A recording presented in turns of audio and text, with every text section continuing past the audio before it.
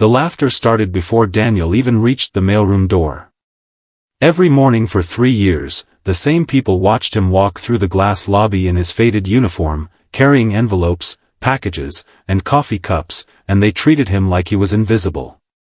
Some mocked his worn shoes. Others joked about his lunch packed in an old plastic container.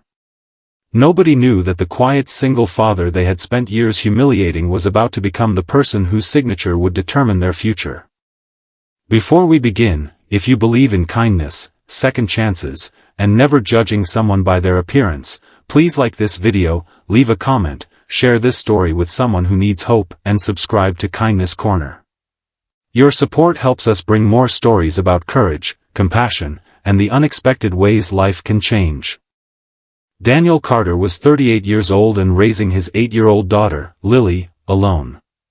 3 years earlier, after losing his wife to a sudden illness, Daniel had been left with a mountain of bills, a small apartment, and a child who still woke up some nights asking when her mother was coming home. Daniel had once been an ambitious business professional, but grief had destroyed his confidence. He needed a job quickly, and the only position he could find was in the mailroom of a powerful corporation called Sterling Heights Group. He accepted the job without complaint. Every morning, he woke before sunrise, prepared Lily's breakfast, packed her lunch, walked her to school, and then took 2 buses to work. His uniform was always clean, even though it was old. His shoes were polished even though the leather was cracked. Daniel believed that dignity wasn't something a person received from a job title. It was something a person carried inside. But the employees upstairs didn't see it that way. They called him Mailroom Mike, even though his name was Daniel. They laughed when he entered the executive floor. One young manager once deliberately dropped a stack of papers onto the floor and told Daniel to pick them up, even though there was a cleaning crew nearby. Daniel quietly collected every page. Another employee laughed at his lunch and said he probably couldn't afford anything better.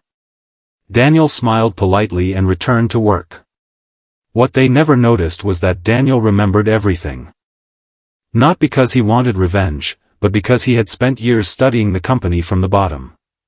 While delivering documents, he noticed which departments wasted money, which managers mistreated employees, and which projects were failing. During his lunch breaks, he read old business reports and financial statements available in discarded folders. At night, after Lily fell asleep, Daniel studied business strategy, leadership, and corporate finance on an old laptop. He wasn't dreaming of becoming rich. He was trying to become someone his daughter could be proud of. One winter morning, Lily became sick with a severe fever. Daniel couldn't afford to miss work because he was already struggling to keep up with rent and medical bills. He called his supervisor and asked for a few hours off. Instead of sympathy, he received a warning that another absence could cost him his job. Daniel hung up and sat beside Lily's bed, holding a cold cloth against her forehead. She looked at him through tired eyes and whispered that she was sorry he had to work so hard. Daniel smiled, kissed her forehead, and promised that everything would be okay. That night, after Lily fell asleep, Daniel opened his laptop and worked until nearly 3 in the morning. He had discovered a serious problem in one of Sterling Heights Group's logistics systems. The company was losing millions through inefficient shipping contracts, and Daniel had identified a solution that could save a fortune. He prepared a detailed report. But he didn't put his name on it. Instead, he quietly placed it in the suggestion box used by employees. 2 weeks later, senior executives announced that the company had discovered a major cost-saving opportunity. They praised a management consultant for the idea. Daniel stood in the back of the conference room, listening silently. The consultant had simply repeated Daniel's work. Nobody thanked him. Nobody even knew. Yet Daniel wasn't angry. He went home that evening and watched Lily draw pictures at the kitchen table. She proudly showed him a picture of the two of them holding hands beneath a bright yellow sun. Daniel realized something important. Recognition wasn't the reason he had done it. He wanted to solve problems. And he wanted Lily to learn that doing the right thing was valuable even when nobody applauded. 3 years passed. Then, one Monday morning, Sterling Heights Group's entire corporate headquarters went strangely quiet. Employees were told that the company had been acquired by a private investment firm. The new owner had decided to replace the current leadership team after years of declining performance. Everyone expected an experienced executive from another major corporation.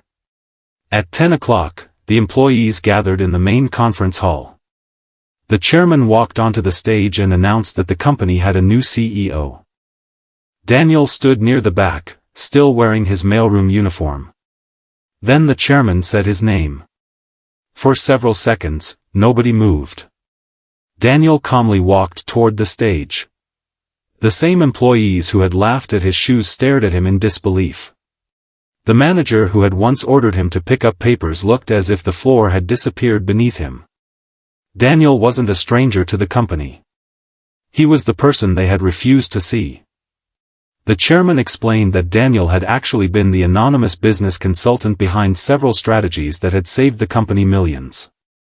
Years earlier, Daniel had built a successful logistics company before tragedy forced him to leave the industry. The investment group had purchased his company, discovered his expertise, and eventually hired him to lead Sterling Heights Group. Daniel could have fired everyone who had mocked him. Instead, he did something unexpected. He announced that nobody would be punished for insulting him, but from that day forward, every employee would be judged by one thing: how they treated people who couldn't help their careers. He restored respect to the mailroom staff. He increased wages for lower-level workers.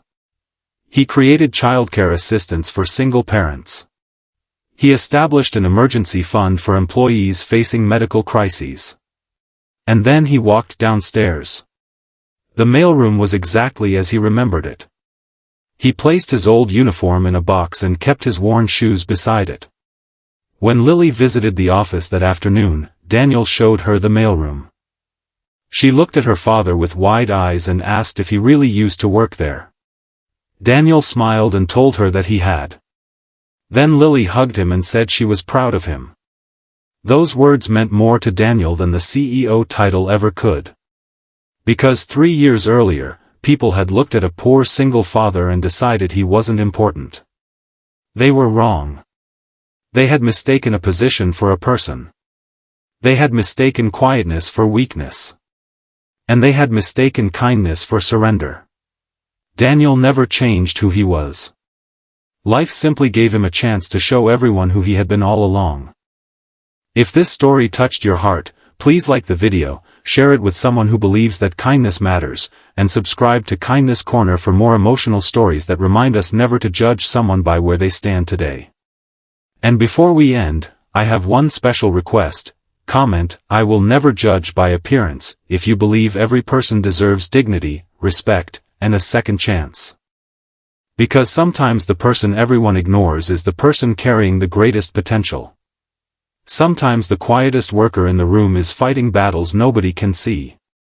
And sometimes life doesn't need to change who you are, it simply needs to give you the right moment to reveal it. Daniel walked into the company as a forgotten mailroom employee.